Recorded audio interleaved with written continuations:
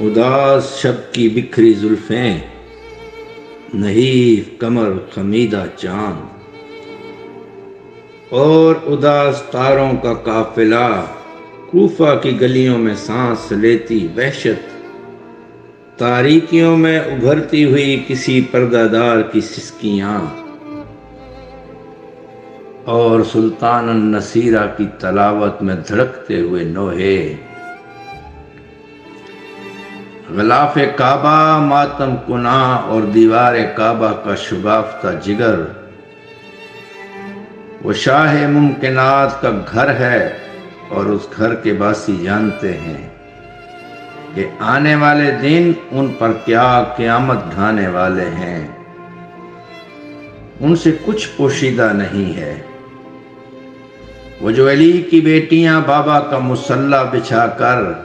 سجدہ گاہ کو بوسے دیتی ہیں، وہ ضربت حیدر کا درد ابھی سے محسوس کر سکتی ہیں۔ وہ جو عباس کو حجرے میں بلا کر بار بار بابا کی خیریت پوچھ رہی ہیں، وہ جو بھائی عباس کو حجرے میں بلا کر بار بار بابا کی خیریت پوچھ رہی ہیں، وہ شام کے نجس ماحول میں پنپنے والی سازشوں کا خلاصہ جانتی ہیں۔ وہ فاطمہ کی بیٹیاں ہیں، وہ محمد کی بیٹیاں ہیں، وہ علی کی بیٹیاں ہیں۔ ان سے کوئی راز پوشیدہ نہیں ہے،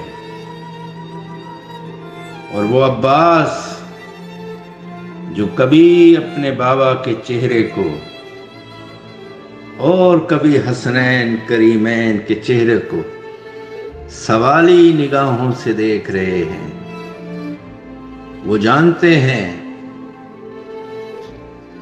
کہ میرے بابا کو شہید کر دیا جائے گا اور مجھے